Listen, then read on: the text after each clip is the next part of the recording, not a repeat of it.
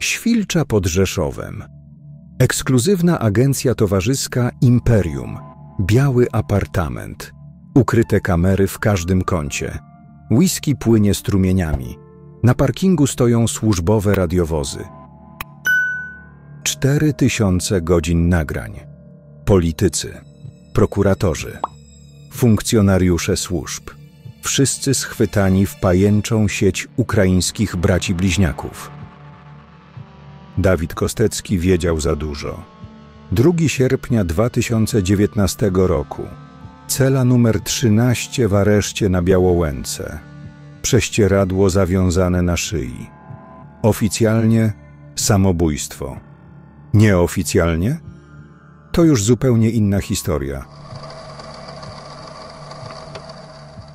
To, co za chwilę usłyszysz, to anatomia największej afery korupcyjno-seksualnej w historii III Rzeczpospolitej. Historia, w której prostytucja spotyka się z polityką, a obce służby specjalne trzymają w ręku klucz do sejfów z kompromitującymi nagraniami. Koniec lat 90. Przez polsko-ukraińską granicę przejeżdżają dwaj młodzi mężczyźni. Aleksiej i Jewgenij R., technicy dentystyczni z Ukrainy. Bliźniacy, którzy wkrótce zbudują imperium oparte na seksie, szantażu i korupcji.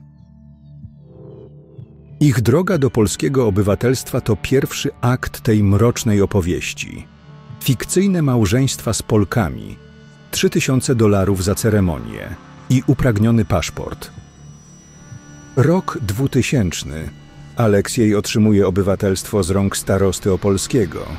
Rok później jego brat Jewgenij dostaje je od samego prezydenta Aleksandra Kwaśniewskiego.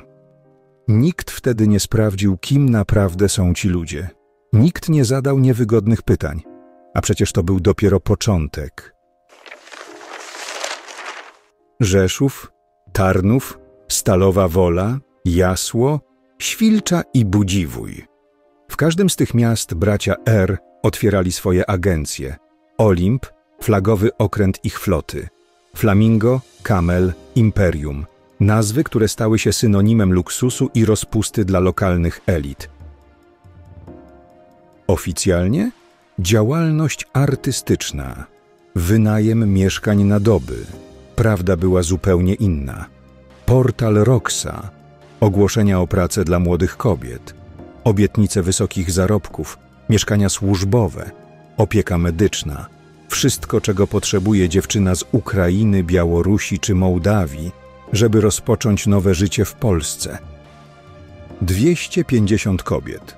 Tyle przewinęło się przez agencję braci R. w ciągu 16 lat. Niektóre pracowały dobrowolnie, inne były do tego zmuszane. Ukrainka odpowiedzialna za harmonogramy skrupulatnie notowała każdą godzinę, każdą usługę, każdego klienta.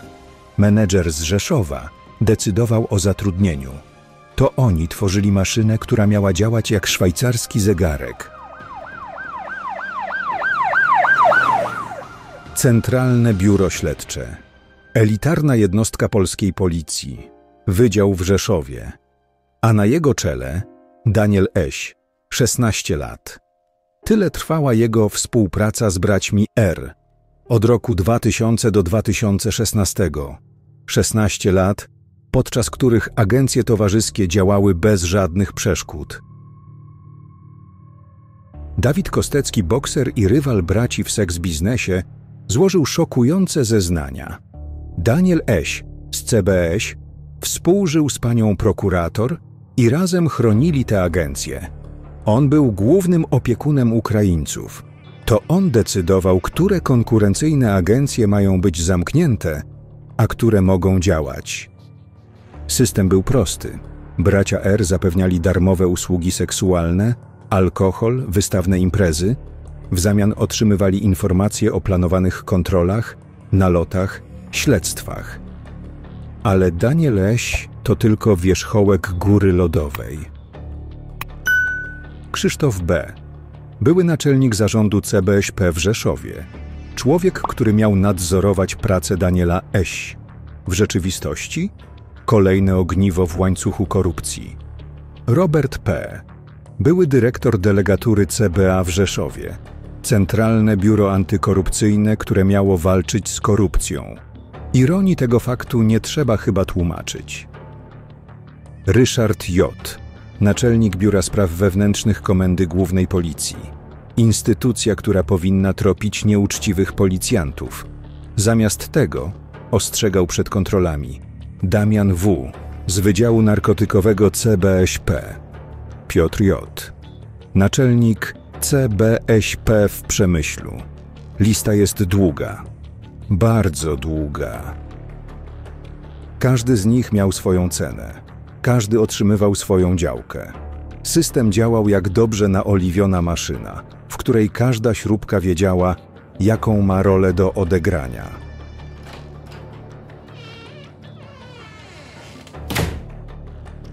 Agencja Imperium w Świlczy. Miejsce, gdzie zwykły seks biznes przekształcał się w narzędzie politycznego szantażu. Biały apartament, ekskluzywna część lokalu, niedostępna dla zwykłych klientów. Tu zapraszano tylko VIP-ów, polityków, wysokich urzędników, duchownych, biznesmenów. Darmowa whisky, najpiękniejsze dziewczyny, dyskrecja gwarantowana. Przynajmniej tak im mówiono. W rzeczywistości każdy centymetr tego apartamentu był naszpikowany kamerami. Ukryte w lampach, obrazach, meblach. Nagrywały wszystko w jakości HD. Dźwięk, obraz, każdy szczegół. Klienci nie mieli pojęcia, że stają się aktorami w filmach, które mogą zniszczyć ich kariery, małżeństwa, całe życie, że każdy ich ruch jest rejestrowany, katalogowany, przechowywany. Dla braci R to była polisa na życie. Dla ukraińskich służb specjalnych bezcenne źródło informacji. Listopad 2011 roku. Bracia R składają sensacyjne zeznanie w Agencji Bezpieczeństwa Wewnętrznego. Od 2007 roku jesteśmy szantażowani przez SBU, Ukraińską Służbę Bezpieczeństwa. Żądają od nas CD-ROMów i pendrive'ów z nagraniami naszych klientów. $1 milion. Tyle bracia twierdzili, że zapłacili ukraińskim służbom. $1 milion za możliwość dalszego prowadzenia interesu. $1 milion ciszy. Ale SBU chciało więcej. Chciało nazwisk, chciało nagrań, chciało mieć w ręku kompromitujące materiały na polskich polityków, urzędników, biznesmenów. Czy je dostało? Tego nie wiemy, ale wiemy jedno. Ten wątek został szybko zamieciony pod dywan. Zbyt szybko, jak na sprawę dotyczącą potencjalnego szpiegostwa. Każda mafia ma swojego kasjera. W aferze podkarpackiej był nim Marian D., biznesmen paliwowy z Leżajska, właściciel firmy Mante, człowiek, który rozdawał karty w regionalnej polityce. Jego metody były proste, ale skuteczne. Łapówki dla polityków, kontrakty dla swoich ludzi. Pieniądze płynęły szerokim strumieniem, a Marian D. dbał, żeby trafiały we właściwe ręce. Jan B., były poseł PSL z Rzeszowa. 813 000 złotych w gotówce, kilogramowa sztabka złota, pożyczka na 150 000. Oczywiście wszystko to były dary od przyjaciela. Pomoc w trudnej sytuacji, inwestycja w przyszłość. Prokuratura miała jednak inne zdanie. Jak działał ten system? Precyzyjnie jak szwajcarski zegarek. Krok pierwszy. Bracia R. prowadzą agencję, nagrywają klientów, gromadzą kompromaty. Krok drugi. Daniel Eś i jego ludzie zapewniają ochronę, ostrzegają przed kontrolami, likwidują konkurencję. Krok trzeci. Marian D. przekazuje łapówki politykom, zapewnia korzystne decyzje, dba o interesy grupy. Krok czwarty. Ukraińskie służby otrzymują wybrane materiały, w zamian nie ingerują w działalność braci R w Polsce. Wszyscy są zadowoleni. Wszyscy zarabiają. System może działać latami. I działał. 16 długich lat. Dawid Cygan-Kostecki, bokser, gangster, właściciel konkurencyjnych agencji Venus i Velvet w Rzeszowie. Był cierniem w oku braci R.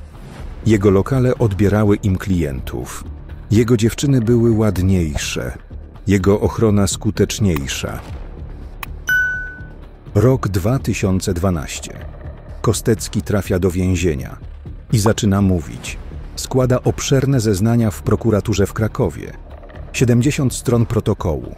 Nazwiska, daty, miejsca. Szczegóły, o których wolałby zapomnieć niejeden prominentny obywatel Podkarpacia. Wiem o nagraniach z VIP-ami. Wiem, kto je robił. Wiem, gdzie są przechowywane. Wiem wszystko. 2 sierpnia 2019 roku, godzina 5:30 rano. Funkcjonariusz służby więziennej znajduje Kosteckiego w celi. Wisi na prześcieradle przywiązanym do kraty w oknie. Samobójstwo? Może. A może ktoś postanowił, że Cygan powiedział już wystarczająco dużo. Wojciech Janik, były agent CBA. Człowiek, który w maju 2019 roku wstrząsnął polską sceną polityczną. Widziałem sekstaśmę z udziałem prominentnego polityka PiS. To był Marek Kuchciński, marszałek Sejmu. Janik twierdził, że taśma zniknęła z sejfu CBA, że ktoś ją ukradł, że istnieją tysiące godzin podobnych nagrań, 4000 godzin kompromitujących materiałów na polskie elity. Kuchciński stanowczo zaprzeczył. Prokuratura oskarżyła Janika o składanie fałszywych zeznań. Sprawa trafiła do sądu. Została utajniona. Ale pytanie pozostaje, czy Janik mówił prawdę? Czy te nagrania naprawdę istnieją? A jeśli tak, to gdzie są teraz? W czyich rękach? Anna H., prokurator apelacyjna w Rzeszowie. Kobieta, która miała stać na straży prawa, która miała ścigać przestępców. Zamiast tego współżyła z naczelnikiem CBŚ, przyjmowała korzyści od ukraińskich sutenerów, blokowała śledztwa. 6 lat więzienia. Taki wyrok usłyszała. 6 lat za zdradę przysięgi prokuratorskiej. 6 lat za sprzedanie się przestępcom. Ale Anna H. to tylko jeden przykład. Zbigniew N. były prokurator okręgowy. 5 lat więzienia. Lista skorumpowanych stróżów prawa jest długa. Bardzo długa. Rok 2013. Podkarpacki samorząd trzęsie się w posadach. Mirosław Karapyta, marszałek województwa z ramienia koalicji PO-PSL-SLD, traci władzę. Afera zaczyna pożerać swoich ojców. Politycy, którzy przez lata korzystali z gościny braci R., teraz uciekają jak szczury z tonącego okrętu. Nagle nikt nikogo nie zna. Nikt nigdy nie był w agencji towarzyskiej. Nikt nie przyjmował łapówek. Wszyscy są niewinni jak nowonarodzone dzieci. Ale akta mówią co innego. Zeznania świadków mówią co innego. Dowody mówią co innego. Luty 2016 roku. ABW przeprowadza spektakularną akcję. Zatrzymania w całym kraju. Bracia R. trafiają w ręce służb. Daniel Eś zostaje aresztowany. Kolejni funkcjonariusze są wyprowadzani w kajdankach. Ale dlaczego dopiero teraz? Dlaczego 4 lata po zeznaniach Kosteckiego? Dlaczego, gdy większość dowodów mogła już zostać zniszczona? Oficjalna wersja mówi nam, skomplikowane śledztwo wymagało czasu. Nieoficjalna. Ktoś bardzo długo chronił ten układ. Ktoś bardzo wysoko postawiony. I najważniejsze pytanie, dlaczego podczas przeszukań nie znaleziono żadnych nagrań z VIP-ami? Gdzie podziały się 4000 godzin kompromitujących materiałów? Aleksiej R., rok więzienia. Jewgenij R., 1,5 roku więzienia za 16 lat prowadzenia imperium zbudowanego na handlu ludźmi, prostytucji i szantażu. 1,5 roku za zniszczenie życia setek kobiet, za skorumpowanie dziesiątek funkcjonariuszy, za stworzenie systemu, który mógł zagrozić bezpieczeństwu państwa. Większość członków grupy? 8 miesięcy w zawieszeniu, 6 000 złotych grzywny. Możesz w to uwierzyć? Widocznie handel ludźmi i sutenerstwo to w Polsce drobne przewinienia. Widocznie 16 lat przestępczej działalności to za mało, żeby trafić do więzienia na dłużej niż na chwilę. Co się stało z nagraniami? Gdzie są pendrive'y i CD-romy, o których mówili świadkowie? Dlaczego wątek ukraińskich służb został tak szybko zamieciony pod dywan? Kto naprawdę chronił braci R przez te wszystkie lata? Jak wysoko sięgał ten układ? Dlaczego Dawid Kostecki musiał umrzeć? Czy naprawdę popełnił samobójstwo? Ile polityków, prokuratorów, sędziów widnieje na tych nagraniach? Kto ma do nich dostęp? Kto może ich użyć? Te pytania pozostają bez odpowiedzi. I może właśnie o to chodziło. Region stracił twarz. Lokalne elity zostały skompromitowane. Zaufanie do władzy runęło. Podkarpacie stało się synonimem korupcji, układów, patologii. Regionem, gdzie wszystko jest na sprzedaż, gdzie prawo to fikcja, a sprawiedliwość to luksus dla bogatych. Młodzi ludzie wyjeżdżają. Inwestorzy omijają region szerokim łukiem. Pozostają tylko wspomnienia o czasach, gdy wszystko było możliwe. Gdy za odpowiednią cenę można było kupić wszystko i wszystkich. Afera podkarpacka to zwierciadło, w którym przegląda się polska demokracja. I nie jest to piękny widok. To historia o tym, jak łatwo skorumpować system. Jak łatwo kupić tych, którzy mają go chronić. Jak łatwo zamienić państwo prawa w prywatny folwark. Ale to także historia o tym, że prawda zawsze wychodzi na jaw. Że są ludzie, którzy mają odwagę mówić. Nawet jeśli przyjdzie im za to zapłacić najwyższą cenę. Dawid Kostecki zapłacił. Może własnym wyborem, może jednak nie. 4000 godzin nagrań wciąż gdzieś czeka. W czyichś rękach, w czyimś sejfie.